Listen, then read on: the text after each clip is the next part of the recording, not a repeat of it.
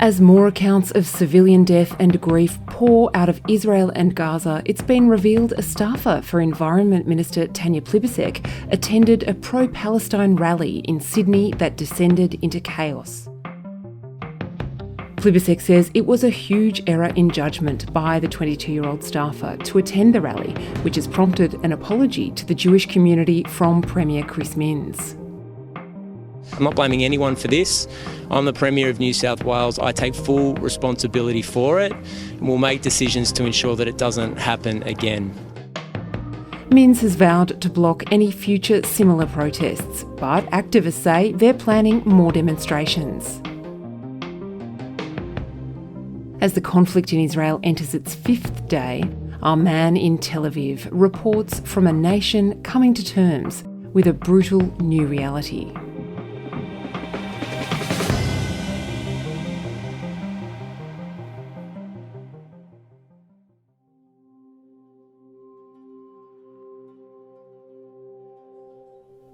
We've seen footage in recent days of people fleeing Israel. The stairwells and check-in queues at Tel Aviv's Ben Gurion airport, packed with anxious families trying to get out.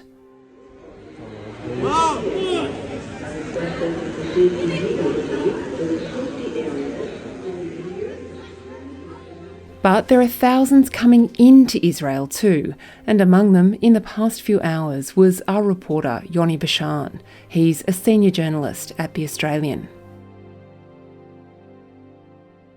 On the flight from Dubai into Tel Aviv, I was expecting an empty plane. What I got instead was a very full plane, and it was full of Israelis.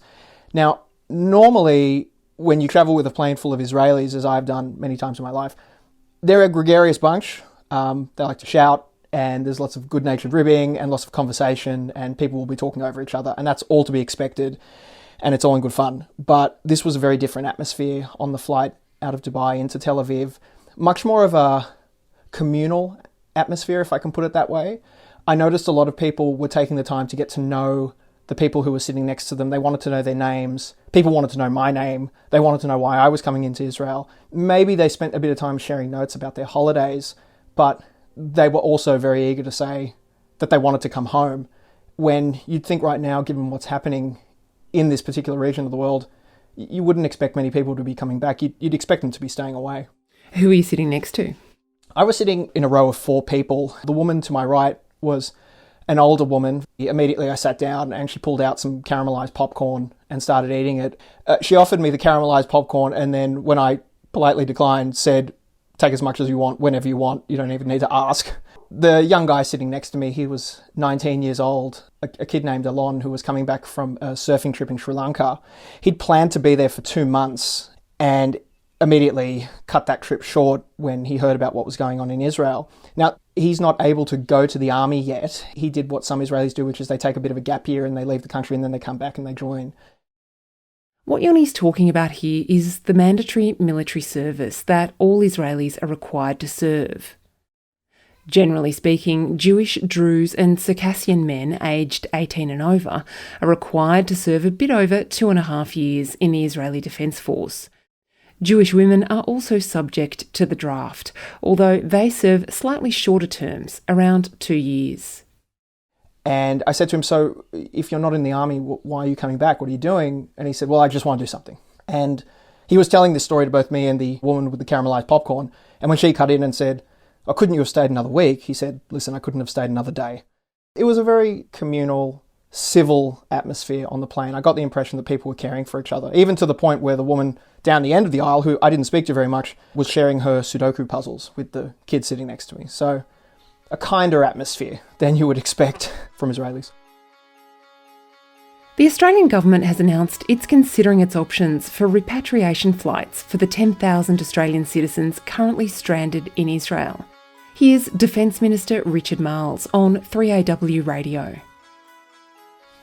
Look, we're looking at all options here. We are actively investigating a number of options now around how we can do that. And that's really in a circumstance where Tel Aviv Airport remains open, but it is right that a number of international airlines are cancelling flights. And so if you like, the avenue of travel is closing. Do you feel as though there's a mood that people are wanting to come in as much as they're wanting to get out? There is a general sense of community at the moment in Israel and a sense of duty. And the people who want to come home, I suspect, feel a strong sense of duty to do so, to be here and to assist in any way that they humanly can.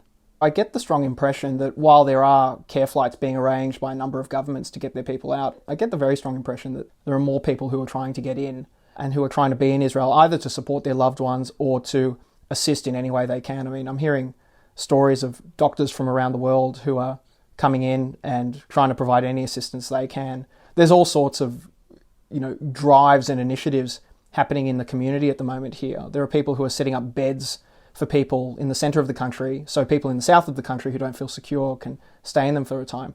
I understand there's a shortage of breast milk at the moment, so there's a call out for mothers to come forward to supply breast milk for children who are without at the moment, presumably and quite grotesquely because their families are either dead or because their parent has been kidnapped. So I get the sense that people are wanting to be here more so than they want to leave, despite the intense level of insecurity that surrounds the country at the moment. So tell me about the scene today. We're speaking to you early in the morning, Tel Aviv time. What's the weather like? What sort of day is it? It's turning out to be a rather beautiful, clear morning, and outside my window I can hear plenty of birds chirping, and the scene is really quite idyllic. You wouldn't assume or even wonder whether there is a war going on barely 2 hours south of this location. And I can say from my experiences, I've only been here less than a day, I would say, but from my experiences driving on the roads, interacting with people on the street, in service stations and shopping centres, it would very much seem to be within the Israeli character of life goes on. But I would certainly caution to say that there's a great sense of trepidation at the moment among the people and a heightened sense of care. I was speaking to someone yesterday who described it as almost quite literally like the days after the funeral of former Prime Minister Yitzhak Rabin, who listeners might remember was assassinated. Israel, a nation in shock, grieves for its murdered leader Yitzhak Rabin. Hundreds of thousands have been queuing to pay a final tribute to the man who said he was ready to take risks for peace. The country reacted in a very strong way to that incident, and it was certainly this person's opinion. The country is reacting with the same level of trauma as we saw back then. I think we've all seen pictures of bomb shelters in playgrounds and in suburban areas. Yoni, do normal suburban homes have bomb shelters or safe rooms? Like, where would people go if there were to be some kind of siege? Virtually all apartments and all homes have a safe room of some description. And for those who don't have one, it is possible to buy a portable one that can be constructed. These are very secure, safe rooms where you can shelter in place while a series of rockets launched from the south and, given the direction of this crisis, potentially from the north, are incoming. And this is just part of the regular way of life for Israelis, that sirens go off, and if you're out in the open or if you're in the car, you quite literally get onto your stomach and put your hands on your head. The idea is, if you are out on the road, that you don't stay too close to your car, because if a rocket does hit it, you're more likely to get injured. So these are the intricacies that I've been forced to learn in the last few hours since I've arrived.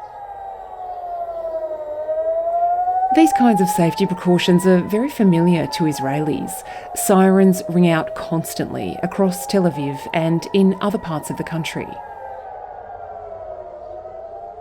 Tel Aviv is a location where it's very common for sirens to go off, and anyone with social media will find it very easy to find pictures on their timeline of people sheltering in place, either in their stairwells if they're in an apartment without a safe room, or in a safe room if they are in one. Tel Aviv, being the vegan capital of the world, and certainly for Israelis, it's regarded as very much centre-left, liberal-leaning, a bit too hipster even at times. It's not a place where rockets frequently or very commonly strike the ground or strike the buildings, but sirens do go off around Tel Aviv because the rockets do fly overhead. They go off in other parts of the country too. It would be ill-advised to try and ignore those rockets and to go about your life as you would if the sirens weren't going off. So what sirens do is completely interrupt the way of life It forces you into your safe room or into a shelter or a stairwell, and you simply have to wait. And the sirens don't go off at convenient moments. They go off in the middle of the night when you or your children are trying to sleep. And it means sheltering in place for many minutes and sometimes much longer. And this level of disruption and anxiety is something that Israelis have to live with day to day. It's likely to be a long conflict, whatever form it may take. How are people preparing themselves for what might be ahead? I think there's a sense of resilience in the people, but I also get the impression that they're being very practical as well. So barely a few days ago, the country's Home Command advised residents to basically start stocking up on food for a period of up to 72 hours in the event that you need to shelter in place. Coming up, the scene at a late-night funeral for a 25-year-old soldier.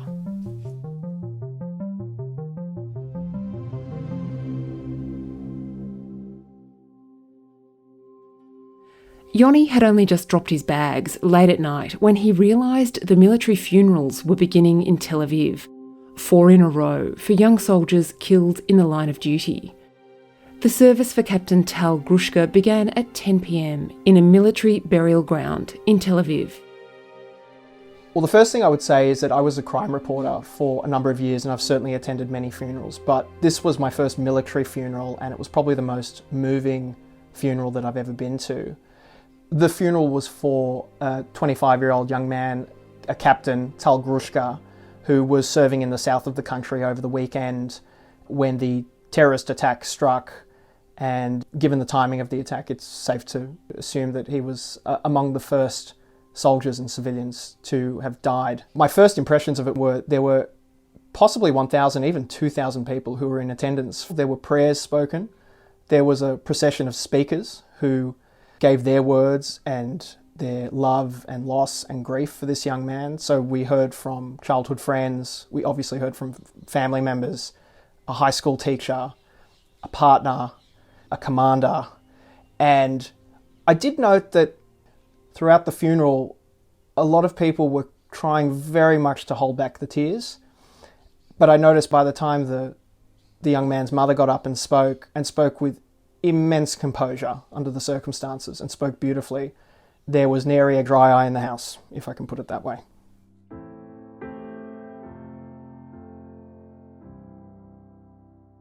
Even at a funeral, Israelis are on high alert.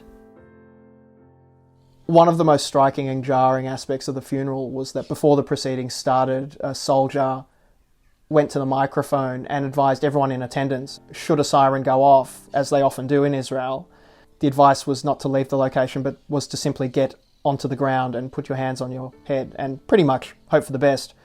But that's a daily reality for Israelis living here. For example, in the location where I am currently at the moment, if a siren goes off, the advice given to me is that I have 90 seconds to get to the safe room.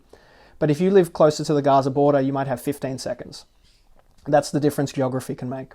So 90 seconds, I think, is plenty of time, but 15 seconds doesn't give you much time if you're in the middle of something important. But that's the reality of daily life here for Israelis, depending on where they live in the country. Yoni Bashan is a senior journalist with The Australian. You can read Yoni's reporting from the ground in Tel Aviv right now at theaustralian.com.au.